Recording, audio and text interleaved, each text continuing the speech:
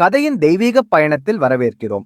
யுத்தத்தின் கடவுள், ஞானத்தின் ஆதிபதி மற்றும் வெற்றியின் தூதர் என்றழைக்கப்படும் முருகன் தமிழக மக்களின் எளிய இதயங்களில் உயர்வாக நிலவுகிறார்.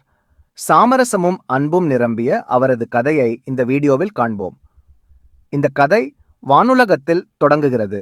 அப்போது சூரபத்மன் என்னும் அசுரன் தனது பேராற்றலால் உலகத்தையும் தேவர்களையும் திகைக்கச் செய்தான். அந்த அசுரனை வீழ்த்துவதற்காக சிவபெருமான் மற்றும் பார்வதி தேவியின் தெய்வீக சக்திகள் ஒன்றிணைந்து ஒரு ஜோதியை உருவாக்கின.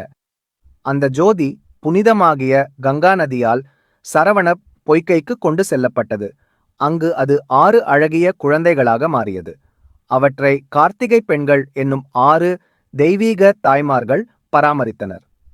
பின்னர் பார்வதி தேவி அந்த 6 குழந்தைகளை ஒன்றாக இணைத்து முருகனை உருவாக்கினார். அவருக்கு கார்த்திகேயன் என்றும் ஸ்கந்தன் என்றும் அழைப்பு கிடைத்தது. முருகன் வளர்ந்தபோது அவர் தனது தெய்வீக மிஷனை கண்டறிந்தார். சூரபத்மனை அழிக்க வேண்டும். அவரது பயணத்தில் உதவ பார்வதி தேவி அவருக்கு வேல் எனும் சக்தி அடையாளத்தை கொடுத்தார். அந்த வேல் ஞானம் மற்றும் நீதியின் அடையாளமாகும். வேலுடன் முருகன் தனது புனித பணி தொடங்கினார். முருகன் தனது தேவர்கள் சேனையை வழிநடத்தி சூரபத்மனை எதிர்கொண்டார். அந்த போர்க்களம் பல நாட்கள் கடுமையாக நடந்தது. இறுதியில் தனது வேலை கொண்டு முருகன் சூரபத்மனை வீழ்த்தினார். தனது தோல்வியை உணர்ந்த சூரபத்மன் முருகனின் தெய்வீக சக்தியை உணர்ந்து சரணடைந்தார்.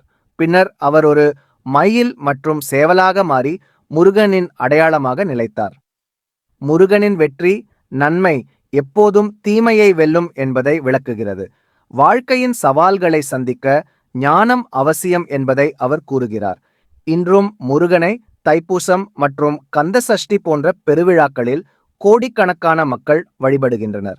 பழனி மற்றும் திருச்செந்தூர் போன்ற கோவில்கள் முருகனின் அருளை பெற ஆண்டுதோறும் மக்கள் திரள்கின்றனர்.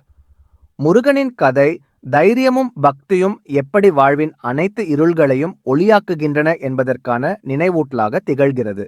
அவரின் வேல் நமக்கு நீதியின் பாதையில் நடக்க ஊக்கம் தருகிறது. இந்த தெய்வீக கதையை நீங்கள் விரும்பினால் லைக், ஷேர் மற்றும் சப்ஸ்கிரைப் செய்ய மறக்காதீர்கள். முருகப்பெருமானின் ஆசீர்வாதம் எப்பொழுதும் உங்களுடன் இருக்கும்.